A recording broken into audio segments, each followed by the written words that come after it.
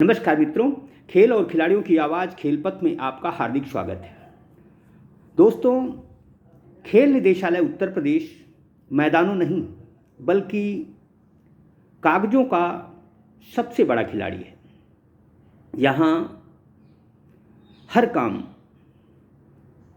कागज़ों में बदस्तूर जारी है। कोरोना संक्रमण के दौर में जहाँ उत्तर प्रदेश के मुख्यमंत्री योगी आदित्यनाथ कोरोना संक्रमितों की जान बचाने में जुटे हुए थे, वहीं खेल निदेशालय के आला अधिकारी खेलों में खेल करने पर ध्यान दे रहे थे। यह मैं आपको मनगढ़ंत कहानी नहीं सुना रहा, बल्कि सूचना के अधिकार के तहत हासिल जानकारियों से ये पता चला कि 2021-22 में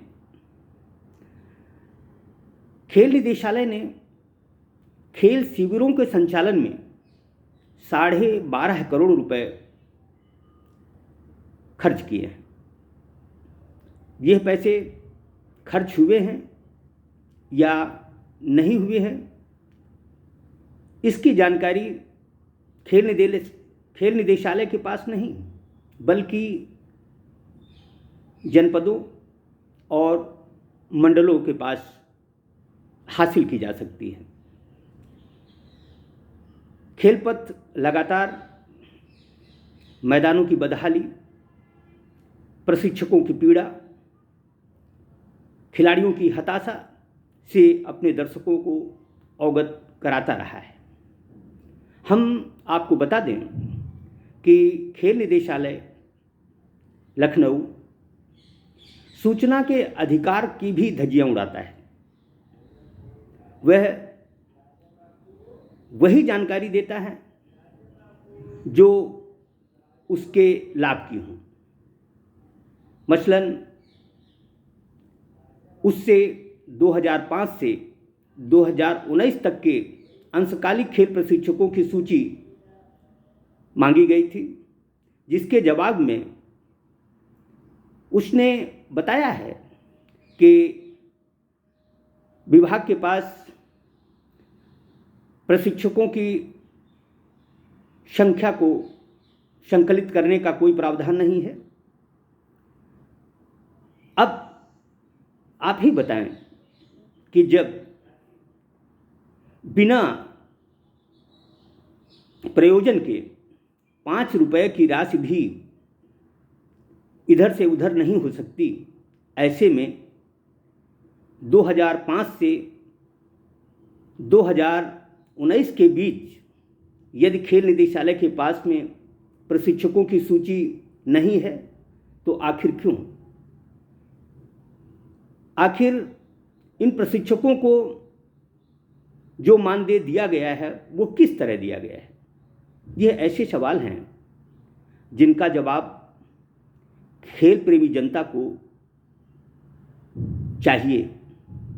लेकिन दुर्भाग्य की बात है कि सही जवाब देने की बजाय खेल निदेशालय बचता नजर आ रहा है।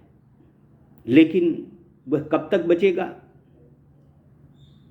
यह उसके संज्ञान में जिस दिन आएगा तब तक बात बिगड़ चुकी होगी।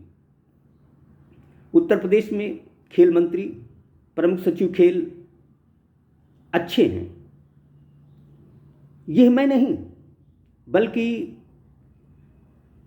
खेल विभाग का ही एक बड़ा अधिकारी बताता है कि खेल मंत्री तिवारी जी और प्रमुख सचिव खेल कल्पना अवस्थी बहुत अच्छे हैं, मन के सच्चे हैं, लेकिन ये लोग पंगे में नहीं पड़ना चाहते। सवाल ये उठता है कि वह कौन ऐसा पंगेबाज है जो खेल मंत्री और प्रमुख सचिव खेल प्रभारी है। संभवतः सभी को पता है कि यह खिलाड़ी कौन है। यह खिलाड़ी सिर्फ अपने रसूख का बेजा इस्तेमाल कर रहा है। जो आदमी अपनों का न हो वह दूसरों का क्या होगा। दरअसल पाप का घड़ा भर चुका है। जिस तरह से उत्तर प्रदेश के खिलाड़ी, प्रशिक्षक परेशान हैं, वह दिन दूर नहीं जब इनकी परेशानी दूर होगी और खेलों के रावण का अंत होगा।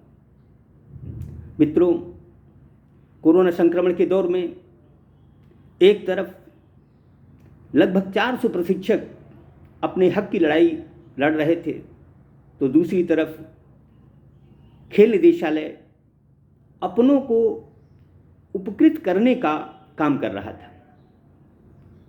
खेलपथ के पास ऐसे साक्ष्य हैं जिन्हें खेल निदेशालय ने दागी होने के बावजूद मानदेय का भुगतान किया है। अब सवाल ये उठता है कि जिस राज्य में खेल मंत्री, प्रमुख सचिव तथा न्यायपालिका भी लाचार हो, वहाँ प्रशिक्षकों और खिलाड़ियों को इंसाफ आखिर मिलेगा भी तो कैसे। भगवान के यहाँ देर है, अंधेर नहीं।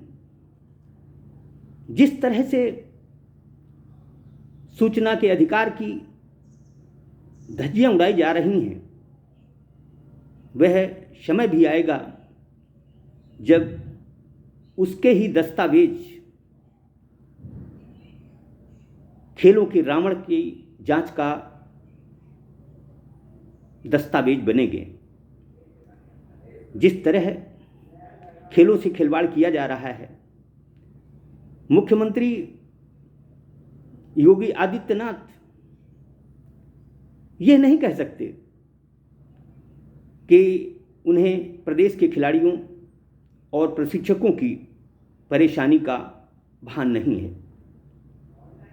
मुख्यमंत्री योगी आदित्यनाथ जी से खेल प्रशिक्षक मिल चुके हैं, खिलाड़ी मिल चुके हैं, वह अपनी समस्या बता चुके हैं। बावजूद इसके उनकी समस्या का, उनकी परेशानी का निदान नहीं हुआ। अलबत्ता खेल प्रेम को दर्शाने के लिए उन्होंने कई करोड़ रुपए खिलाड़ियों को बांट दिए। अच्छी बात है, खिलाड़ियों को पैसे मिलने चाहिए, लेकिन योगी जी को यह भी सोचना चाहिए कि दूसरे राज्य उत्तर प्रदेश के खिलाड़ियों और प्रशिक्षकों का कितना भला कर रहे हैं। दरअसल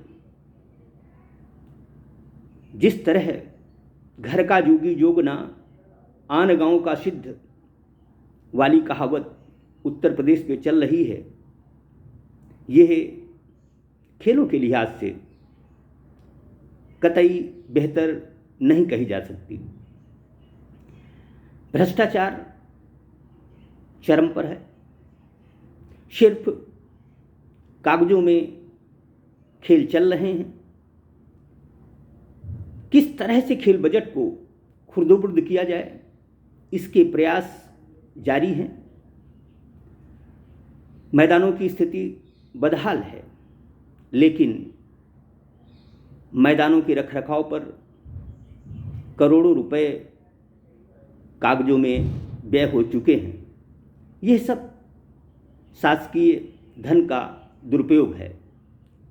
अब मैं समझता हूँ कि यदि खेल मंत्री, प्रमुख सचिव खेल वाकई सही हैं तो उन्हें बिल्ली के गले में घंटी बांधने की हिम्मत जुटानी चाहिए। आखिर प्रदेश उनका है, खिलाड़ी उनके हैं, प्रशिक्षक उनके हैं। अंशकालिक खेल प्रशिक्षकों को परेशान करने की बजाय उन्हें इंसाफ देने की कोशिश की जानी चाहिए। यह खेल हित और प्रदेश हित में होगा। जय हिंद, जय भारत।